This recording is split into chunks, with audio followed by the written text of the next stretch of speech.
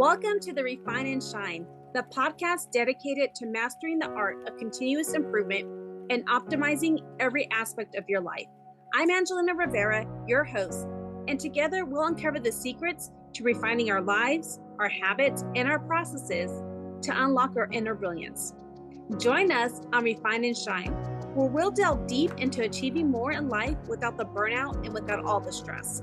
This podcast is your platform for a more fulfilling life through continuous improvement and personal growth. In each episode, I and a diverse array of guests discuss practical strategies for up-leveling every aspect of your life. From developing good habits and organizing your space to refining your mindset and personal goals, we're going to explore it all.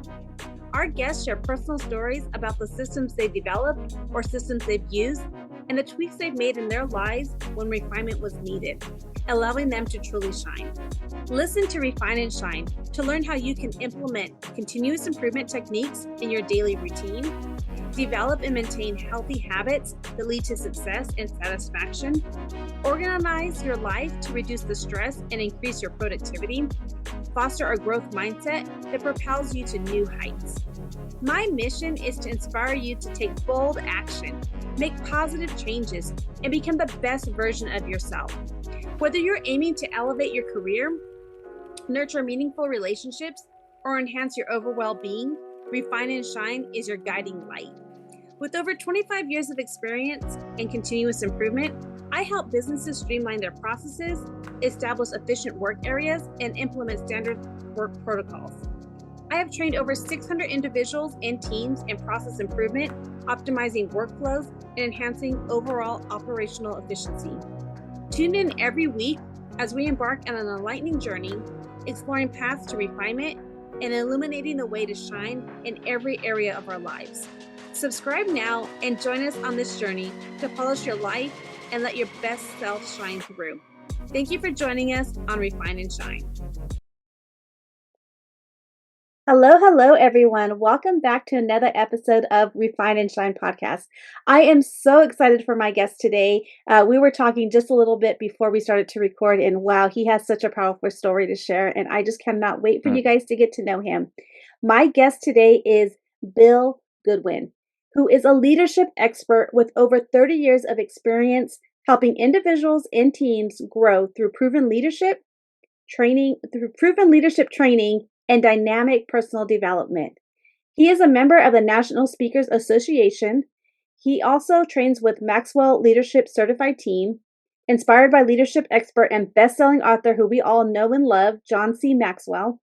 He is the founder of Priority Living Consulting Group and the author of a just newly released book, Priority Living: 7 Pillars to Make Your Life Count. Bill's personal story is powerful, so that is why I'm so excited to have him on my podcast. After dying and being resurrected from a severe asthma attack in 1999, he experienced what he describes as the afterlife. That moment transformed his mission, and today he helps people live with purpose, clarity, and impact. Thank you, Bill, for being my guest here today. Wow, Angelina, I'm just really stirred to think about the opportunity to just add value to people today. So thank you so much for having me. Oh, you're welcome. You're welcome.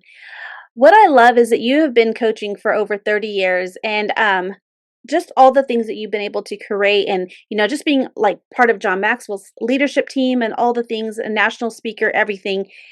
But there might have been a moment that everything changed, and maybe that's when you died or whatever happened. But just take us back to how your journey began. Oh, I'd love to. So currently I live in Minnesota and it's winter time now, depending upon when you're listening to this, but it's winter time. And so I like to refer back to where I grew up, which was outside of Phoenix, Arizona. I prefer the warm weather.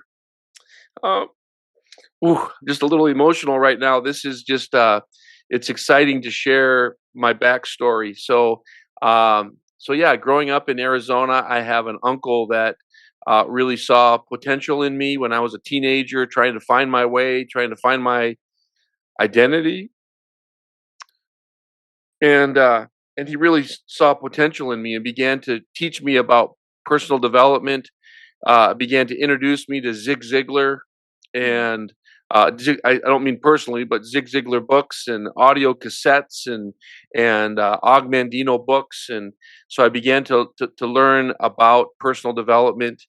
And it was in those teen years as well that I came to my personal faith as a follower of Jesus Christ, and so all of those things were all part of my formative times as a teenager.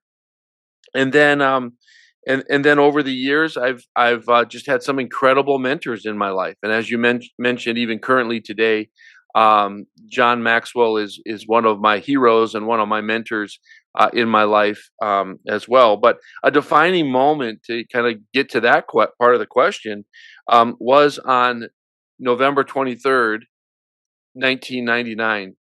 And on that day was a significant day. I've literally thought about the events of that day. I can honestly say every day since that day. It was on November 23rd, 1999. I was 28 years of age. I'm 54 right now. And I was driving to work that morning. We lived in Arizona at the time, and I was taking our small family dog to the groomers. And while on the way, I while on my way at the groomers, I began to have an asthma attack. Now, I had grown up with some allergy and asthma-like symptoms, but when this asthma attack came on me, it was so severe and so strong and so fast. And I went out to my car and took my rescue inhaler, and while doing that, I wasn't getting any relief. I began to panic, Angelina, and so I drove. I didn't know what to do, so I drove home. I didn't even think go to the hospital or go to urgent care. So I drove home, and as I went through my garage door, walked into my house with the little air that I had left, I cried out a desperate prayer, and I said, "Jesus, help me, Jesus." And so I grabbed my nebulizer machine, and while I was shaking there, I began to put the solution into the mouthpiece and began to take that. I was on my knees in my family room trying to gasp for some air. And my wife had gone out for an errand that morning. My children were home on a Thanksgiving break from school because this was 2 days before Thanksgiving. And while I was panicking there, I called out to my daughter to call 911, and so she did, and really was instrumental in helping me get help that day.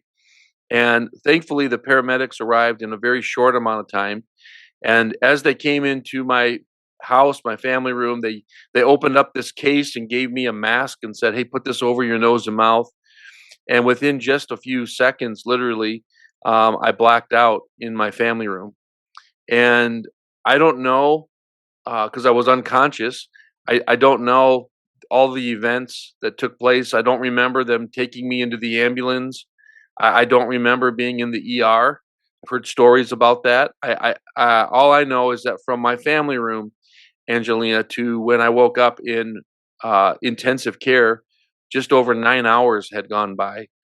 But as a portion of that time, as they were doing the best they could to care for me, the amazing medical team and paramedics, while I was in the ER, I blacked out. I mean, I'd already been unconscious, but when I was in the ER, I coded, and that day I died. November 23rd, 1999 should be on my tombstone.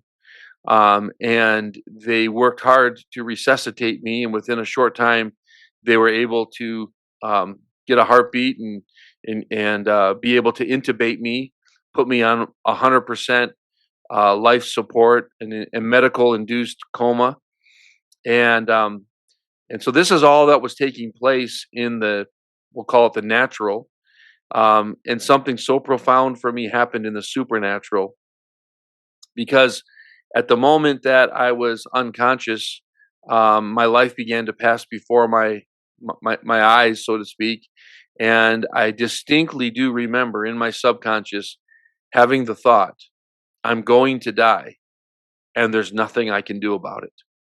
And wow, at that moment, I felt this struggle between, I'll just call it my spirit and my flesh, and my spirit left my body.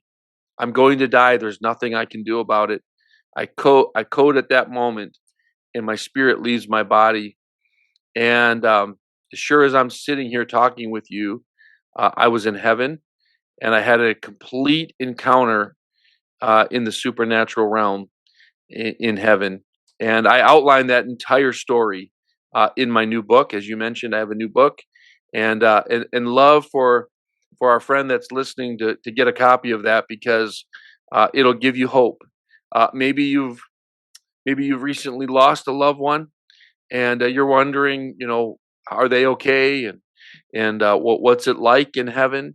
Or maybe you're just wondering for yourself. But I will tell you that what I encountered was a complete afterlife experience, and like I say, I write about that in my new book, Priority Living: 7 Pillars to Make Your Life Count. That's so powerful, so powerful. And like I just, it has been some time, but like you just recall it perfectly because it's something that you live with every single day. Yeah. And what gratitude you have now every day that you are able to get through the whole day, and just make it out the other side. And Mm. and I would love to know, is like, how did that just transform you to what you're walking through today and reshape your definition of about life and leadership and all the things? Absolutely. Well, there's a couple things I would say to that. The first is, all the more I wanted to be intentional, as I've been given a second chance to be intentional to make my life count. Now, we both know you don't have to die to want to make your life count, right?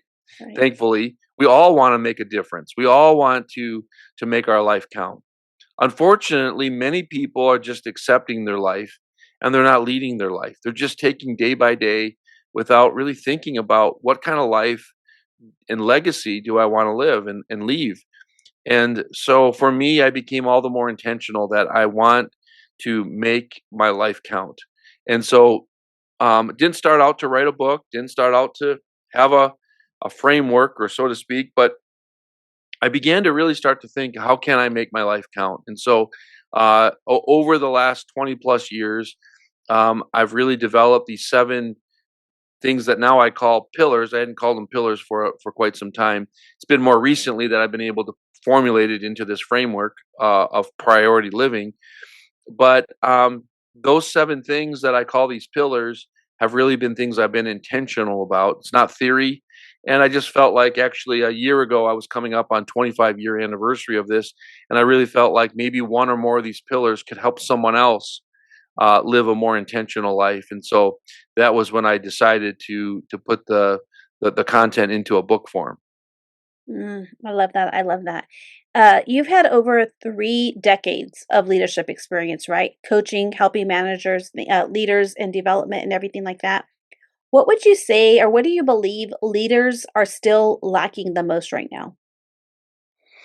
Well, I think that all of us as leaders, first of all, have to have clarity on what does it mean to be a leader. I believe there might be our friend listening that goes, "I'm not a leader. I don't have a position of leadership." But I think it starts with understanding what leadership is. And I'll just borrow John Maxwell's definition, which I believe is the greatest definition, actually, that leadership is influence. Mhm. Nothing more, nothing less. So we all have influence. We all influence somebody. Maybe it's in your family, because leadership is not a title, it's not a position, it's influence. And so we have to first understand that we all are leaders in some way, shape, or another. And then I think what many people that are recognizing that they maybe do have a leadership role or a position or title is that, by and large, leadership is service of others. It's not to order people around. It's not to have other people do stuff so you don't have to. Leadership really is about lifting others up. It's all about supporting others, serving others. And I would say that one of the things that John Maxwell has certainly taught me is that coaching and training ultimately is serving, and how we can lift others up. I love to say that we are all elevator people, which means we are either taking people up or we're bringing people down. And so as a leader, we want to be people who lift others up and support others. And so yeah, I think there's many things. I mean, we could talk about communication, we could talk about different leadership styles. We could talk about, um, emotional intelligence or executive presence, all of those things. But I really think that it all starts with a clear definition that leadership is influence, nothing more, nothing less. I love that. I love that. And I love how you said that it's not just, it doesn't have to be a job title or anything like that. You could be a parent. If you're a parent, you are in a leadership role, you are influencing your children.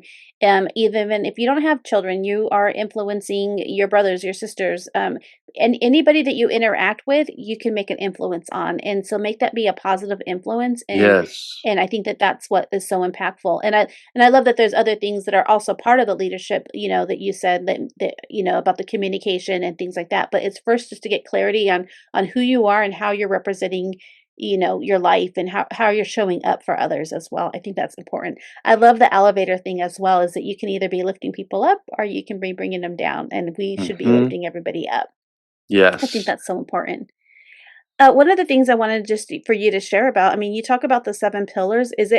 I mean, and I know that I really want everybody to read the book as well, but would you just mind sharing what the 7 pillars are to you? Oh, absolutely. Yes. And I'll just give you a little thing about each of the pillars to just kind of explain them. So we start with purpose. The first pillar is purpose. That purpose is something that we discover, and we are all people of purpose. You're here for a reason. I was allowed or given the great opportunity to come back because there's still, I guess, a greater purpose here, and purpose turns passion into impact. So I love the quote from Mark Twain where he said, "The two greatest days in your life are the day you were born and the day you discover why." And so I love helping people discover their purpose.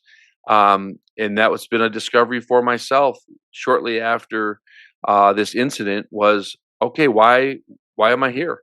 And what's my purpose? And so actually in that first chapter of the book, I cover 10 questions that help the reader begin to unpack their purpose.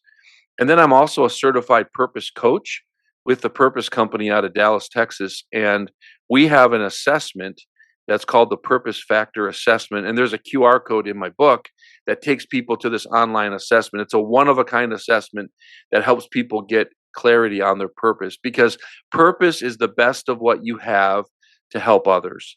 And as you live out your purpose, then you receive fulfillment in your life, greater fulfillment. So I love talking about purpose. That's the first pillar. I'll try to cover the other ones a little bit quicker. Growth is the second one. Again, this just goes back to my uncle who saw potential in me and started to teach me about personal growth in my teen years. And so, we want to be better today than we were yesterday. It's all about personal development. The only guarantee that tomorrow will be better is if we're growing ourselves today. And so that's the second pillar. The third pillar is impact. Once you discover your purpose and you're growing yourself, you can't give away what you don't have. So now you have something to give away and you can make an impact in this world. It might not be to change the whole world, but we can change our world, and we can make an impact. And so I really share about what it looks like to do small things and make big waves. And to me, that's making an impact. The next pillar, the fourth pillar, is the pillar of rhythm, which is really resonating with people as they're reading the book, as they're hearing about it. Rhythm is all about building a life, not just a schedule. And I love a quote from Mike Breen that I share in the book where he says that we are to work from rest, not rest from work. And I love that. And there's a whole kind of mindset shift with that about how we gain rest. I share in that chapter, I share a personal story. Throughout the book, I have stories, and principles. But in that chapter, I share about in 2010, I hit complete burnout, and even had a time of a 3 month sabbatical to try to recover myself. I was depressed. I was suicidal. It's just crazy to think somebody that had died and been given a second chance was ready to end it all. And that's when I learned really how to apply rhythm to my life. Most people are going nowhere fast. So direction is more important than speed. So that's all about rhythm. And then we get in these last three, explore, which is chase wonder, adventure often, explore big. So exploring is all about enjoying your life, having fun. Life isn't supposed to just be work. And so even when I travel, I love to see the sights of this great world. I love to experience different cultures. And every day I try to find a way to laugh and have fun. A life is supposed to be fun. And so explore. Then we get to connect. Connect is all about relationships. In there, I share the quote from Esther Perel, who said, the quality of your life will be determined by the quality of your relationships. And so I have a pyramid in that chapter that goes from when you're a complete stranger with someone, whether it's professional or personal, how you can move up the pyramid to grow greater connectivity with others so that you have more fulfillment through relationships. And then finally, we get to the pillar of give. The more you give, the more you grow. It's really about significance, living a life of significance in giving of yourself through your time, your talents, your treasures. And so how we live a better life by again lifting others up through the acts of generosity. I love all of those, and I think it's so important, and one of the ones that I relate to, I mean, I relate to all of them, but I wanna just say that, the purpose of or when I first started the podcast, my very first episode was about my own burnout, and, one of the Mhm. many times I had a burnout, and I think that that's so important is that people need to understand that rest is important, and even, the shortest, and not the shortest, but one of the things in the Bible that they talk about is that even Jesus rested. He even went to be alone and stuff like Mm, that. And when we are able to rest, our body that gives our body a time to rest. But I find that when I'm able to rest and when I schedule rest in, it is the time I become the most creative. My mind is just creating things and like thinking mhm, about things and possibilities. And I think it's so important that we allow ourselves not to be at that quick that everything has to be scheduled. And that sounds funny because I'm a time management coach, but that we schedule even putting in some time to that we just have that downtime. You don't always have mhm, to go and be on your phone or do all these other things, and I think that's important, and I love that you keep saying intentional, to be intentional with mhm, with what you're doing, and, that's one of my principles, my SHINE principles is, I is intentional. We have to be intentional and be present and really just having that life of being there when we're with somebody and maybe we're talking to our children that we're intentionally being present there when we're at work, we're intentional about our work, all the things. I think that's so important. I love how you displayed all the pillars and how you've connected them with, a story of importance and why it's relevant. I think that's so impactful. Oh, that's wonderful. I just wanted to add to that. So great. I love everything you just shared there. So that's the first 7 chapters of the book. I have 3 additional chapters. The next one is on priorities. Obviously, it's a priority living framework. So then how do we determine and schedule for our priorities? And so I have a chapter on that. And then we get into foundation. The pillars are built on a foundation. And so I talk about different types of foundation that people maybe putting as the foundation of their life, and so I want to be clear that you need to build your pillars on a foundation. And then I get into the last chapter, which is on how to leave a legacy. I believe that inheritance is what we leave to people, but legacy is what we leave in people. And so we talk about legacy in that last chapter. And yeah, so that's really kind of the overarching, synopsis of the book and the framework, and because I want to help individuals to really determine what are my priorities, and then give them tools and how do you live your priorities so that you can make your life count. I love that you said that. I think that's so important. And I love how a legacy isn't inheritance, but it's what you've left behind for people, the impact that you've made on their lives. We can think about a lot of Jim Rohn, never met him, Hmm. obviously, but like he has made such an impact on my life with the quotes and things like that. And even when you talked about earlier about Zig Ziglar about, the things that the time management, this making sure that, if you're aiming at nothing, you're gonna always get nothing. Like, all those powerful quotes and Yes. even Mark Twain, all the things that they've done, and that's a legacy that we can leave behind. And we don't have to, invent things or be famous about all these other things or be on TV or anything, but our words matter. And I love that you've left a legacy with your book too.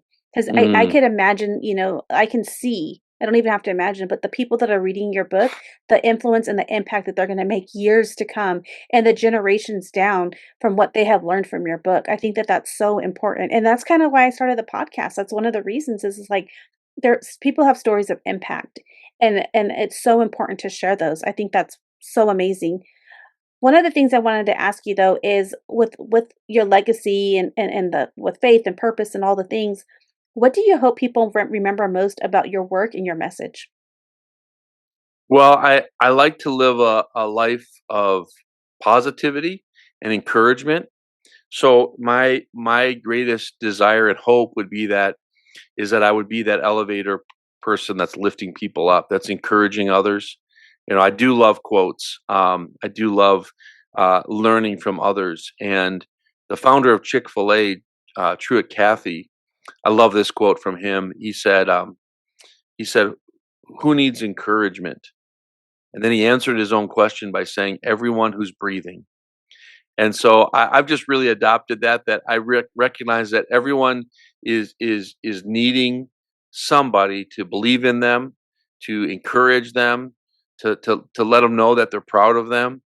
And so, you know, part of my legacy, and even in this stage of life, is really to be an encouragement and be maybe even a father figure to millennials or Gen Z or the future generations, and to be able to be an encouragement to other people.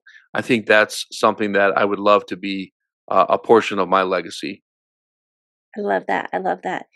You know, a lot of my listeners are leaders, or we're they all are leaders. We're all leading. We talked about that earlier, right? Whether we're a Hmm. parent or whatever, leadership is influence. What would you say is one leadership trait, or maybe we call it influential influence trait or habit, I mean, that can immediately transform someone's personal or professional life? Like, what is this one habit that they should have that can help them transform their personal or professional life? Well, what comes to my mind right away is, I guess I'd ask the question is, how are you showing up? I love that. I Yes. intentionally paused there too. How are you showing up? So often we have so much going on, not only on our calendar and in our day, but even inside in our mind. Like we're thinking about so many things. I know sometimes I'll forget something even when I'm headed out of the house, and then I got to come back and get it because I'm thinking about too many things. And so my question would be, an encouragement would be, how are you showing up? And my uncle taught me that when I was 16 years old. He was an entrepreneur, very successful small business owner, but he was a person that was here's the word again, intentional about how he was showing up. And so I like to share that with others, that the human currency is vibe and energy. I don't mean that in any kind of new age way. I mean, how are you showing up when you meet somebody, when you connect with somebody, are you engaging? Are you looking them in the eye? Are you putting your phone down so you can listen clearly and not be distracted? Are you saying positive things to are you asking follow-up questions? I mean, I can go on and on about all of these different aspects about how are you showing up. And so if I can encourage someone today to think about, boy, I need to be more intentional about how I show up. Within seconds when you meet somebody new, we're either deciding, yes, I want to get to know this person, or, ooh, I'm kind of ready to move on, because it's how that person or how we are showing up. And so I want to be the kind of person that shows up in a way that is salt and light.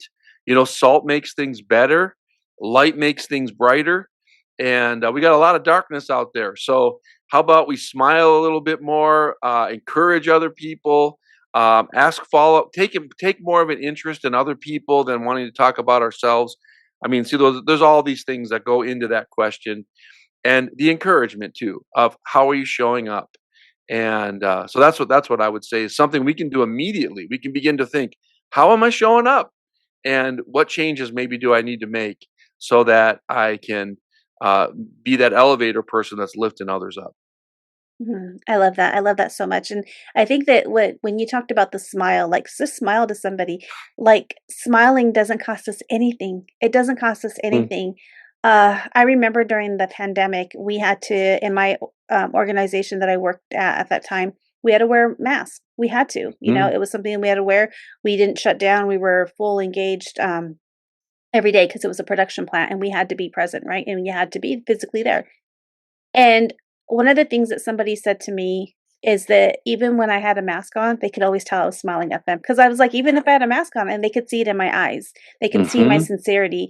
And that left such an impact on me and it was people that I didn't work with every day. They weren't under my employment. They didn't, I was a manager of 115 people, but I didn't supervise those people. It was because when I walked up and down, they could tell that I was sincere when I said hi. Like I'd say hi to everybody. And even though they seen the mhm. mask, it was a smile, and I was like, "So that's, like, something I will that just has left such an impact on me." It's like, it costs you nothing just to smile Mhm. because you never know, and I have dealt with a lot of people with mental health, and things like that. You never know what somebody may be dealing with. You had mentioned earlier, there was a time in your life with the when your rhythm was out of whack, and you had to take that 3 month sabbatical about being suicidal and all of these things. Like people can go through depression, and it doesn't matter how great of a life that we may think we have, or things. There's demons inside of us. There's things that can come up, generational trauma, all kinds of things that can happen, right? Or that can appear, things we can't control. And so just to have that one smile to that one person you may not Yes. know when you're ordering your coffee, you're ordering your food, just thank you. Have a great day. That just little thing can make such an impact on people. I have connected more with people, and I love how you talked about traveling and you meet people and things like that. You love to explore. I used over a period of time I had traveled, I think it was like 60 airplane flights in 1 year, so quite a bit of travel. Mhm. Every time I traveled, I made sure I met one person. I connected with one person, just even if it's the person sitting next to me on the plane, just talk to them and say, "How's your day going?"